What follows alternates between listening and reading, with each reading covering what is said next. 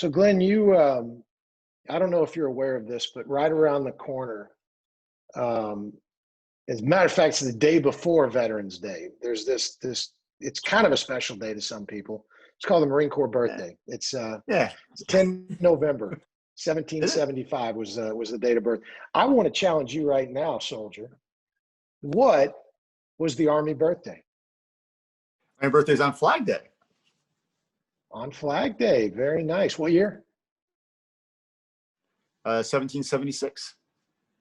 Okay. And could you say that it was founded in a tavern, Tun Tavern, Philadelphia, Pennsylvania, It by was Captain Samuel not. Nicholas?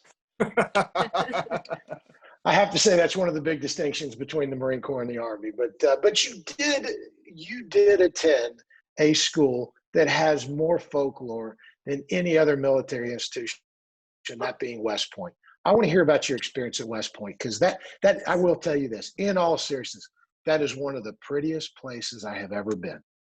It is beautiful, and I never really appreciated the beauty until I left the place, because you don't get as much time appreciating the beauty there. So I often joke all the time, it's a great place to be from, not a great place to be, but it was definitely a crucible. I mean, in all aspects, physically and, in a valley, it's a crucible. And, they tell you up front, our job is to pump out leaders, and, whatever vision of glory, and you talked about that too, people who want to go to war, people who glorify combat and stuff like that, we needed to weed those people out, because that's not the reason that the military exists. Yes, our mission is to go fight our nation's wars, and that is what we have to do, and they train us to do that, but they don't want those individuals there who are going to go glorify, to go earn a medal someplace to do something. So I had some great leaders there, and that's one thing. When Alyssa went to ROTC to get her commission, and we often compare how our training was done, and she's always like, wow, you did that? And I was like, yeah, we did this. I was taught infantry tactics by ranger instructors, and they didn't have that. These were actually RIs that came off the trail to come give us infantry instruction.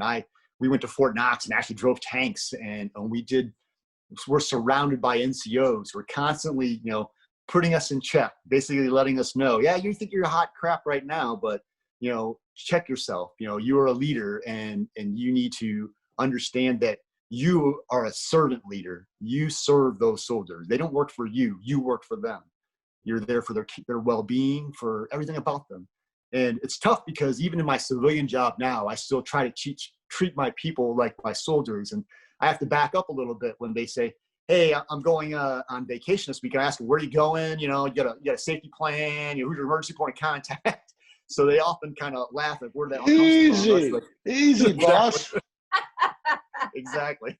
So, the West Point experience was definitely something that, I was very fortunate to get into and be involved in. And I look back on it fondly with some good stories and some good lessons. And I hope to go take the kids back there sometime, maybe catch a football game. So.